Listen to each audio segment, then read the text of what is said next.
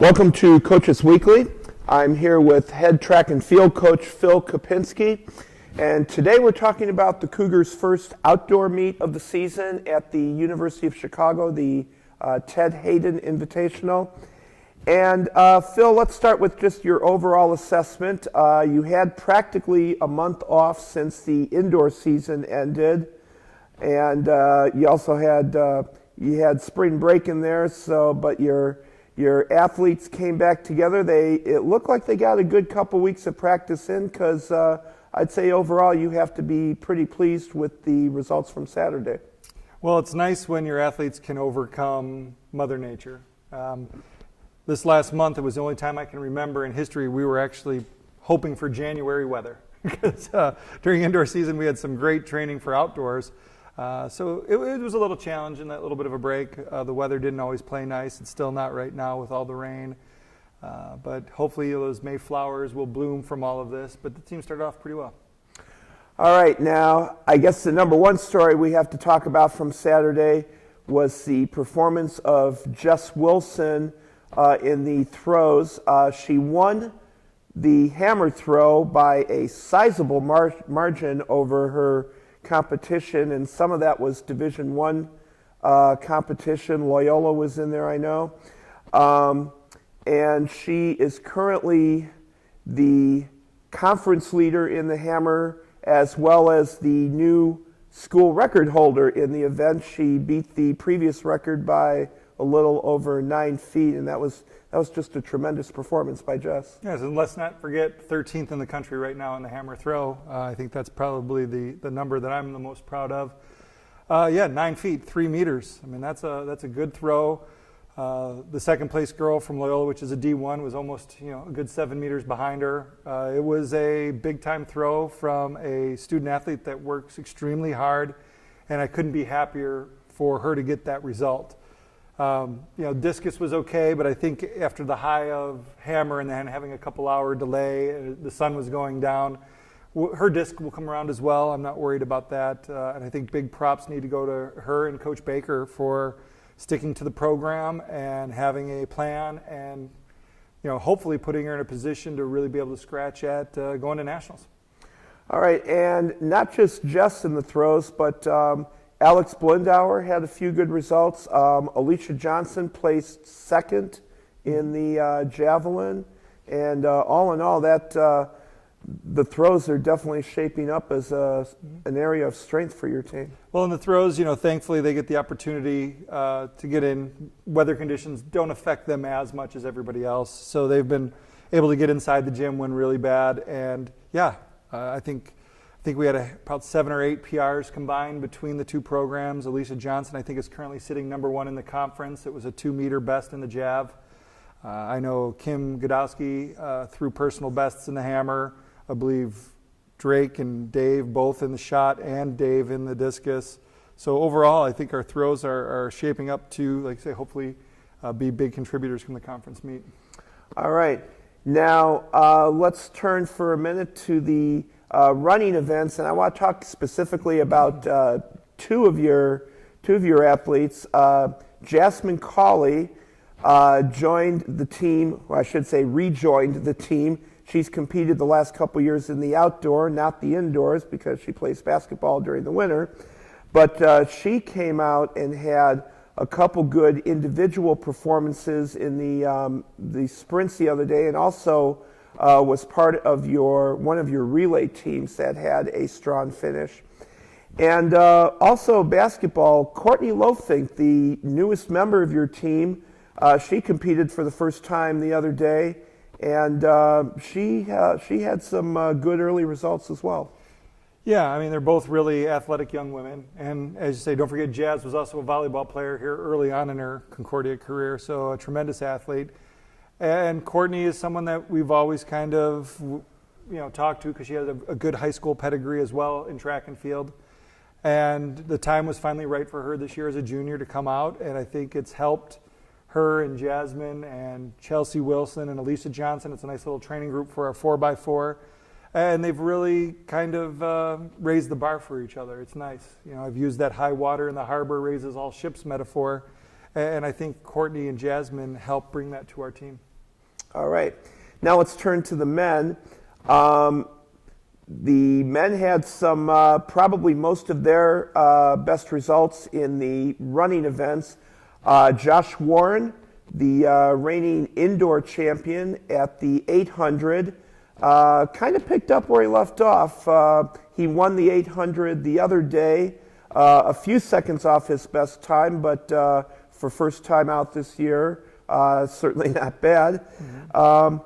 And one of your freshmen, Shamar Castile-Payne, he had a strong performance in the 400. He was fourth out of 30-some runners in that event, and he was also one of several that took part in the 200 and fared okay for first time out.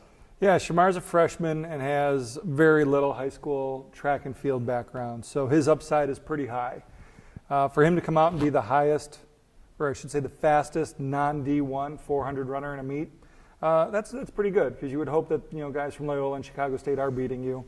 I think Shamar has a high upside. I think if things continue well, he could be our next Josh Warren type athlete. And then you take Josh Warren in his 800.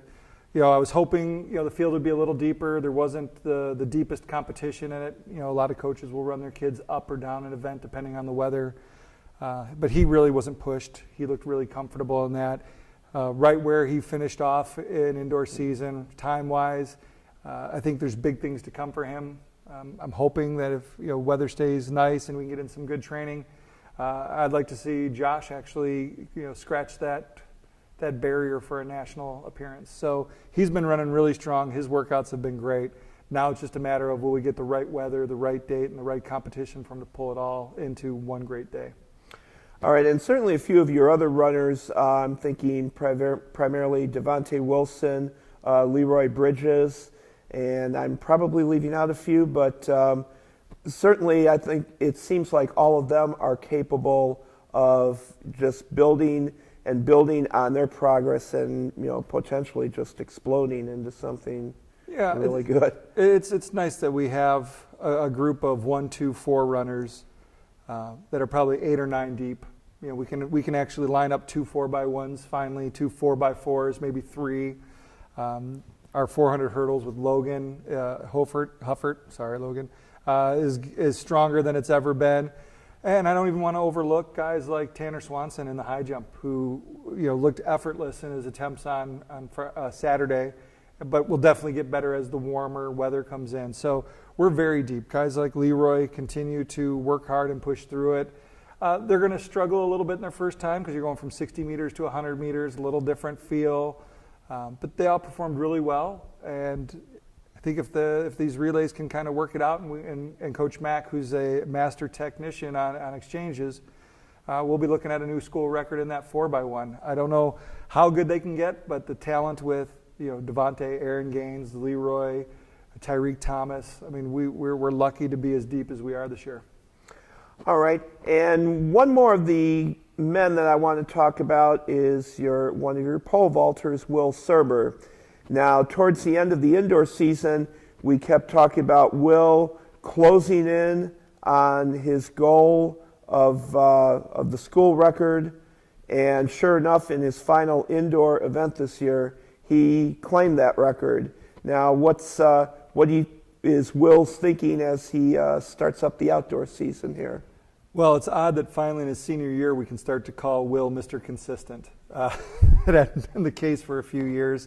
He'd have a great meet, then he'd no height, then he'd have a great meet, then he would no height. But he's really kind of finding a groove. Obviously, the outdoor school record is in his view.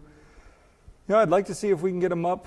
I'm sure Coach Chizzo would like to see, can we push that 15-6, 16-foot barrier? I think Will has the talent and the strength. Now it'll just be, probably the most precious timing-sensitive event on track and field. Tying that all together, will we get enough, practice in? Will we feel comfortable enough? And will we stay injury-free? Him and Jensen and Sarah Lacoste, Olivia Caron have had great practices with our pole vault. And once again, I am lucky to work with the Andy Chizos and the Lena Bakers and the Lori Dvorkins, because they make me look great because they're doing such an outstanding job with these kids. All right, now the next 2 weekends, the Cougars will be out at Benedictine University for meets. And what's your overall thinking of the team just going ahead into these meets? I mean, if we stay healthy, we'll continue to progress. We're hoping that in the next couple of weeks we might actually get Danielle McCormick back training a little bit. We don't know exactly how her foot fracture is healing, but it would be nice to add her in by outdoor conference. And we'll get a little healthier, we'll get a little stronger, and then we'll kind of see where it goes from there. I will plug right now our Cougar Invite on April 22nd here at home. So don't wait that long. Yeah, any students that are watching, please come out, support your team. Also, if interested, if you want to volunteer that day and be a part of it, we're always looking for students to help out with different events. But the Cougar Invite last year, 24 universities, almost 1,300 athletes. It was one of the biggest meets in the region. So that's kind of where we're keeping our eyes on that right now. And we really want to put on a good performance in front of the school that supported us for so long. All right. You heard it here first. Cougar Invite on April 22nd. But in the meantime, we'll look forward to these next couple of meets at Benedictine. Phil, thanks for your time today, and good luck going forward. And thank you for watching Cougars Weekly.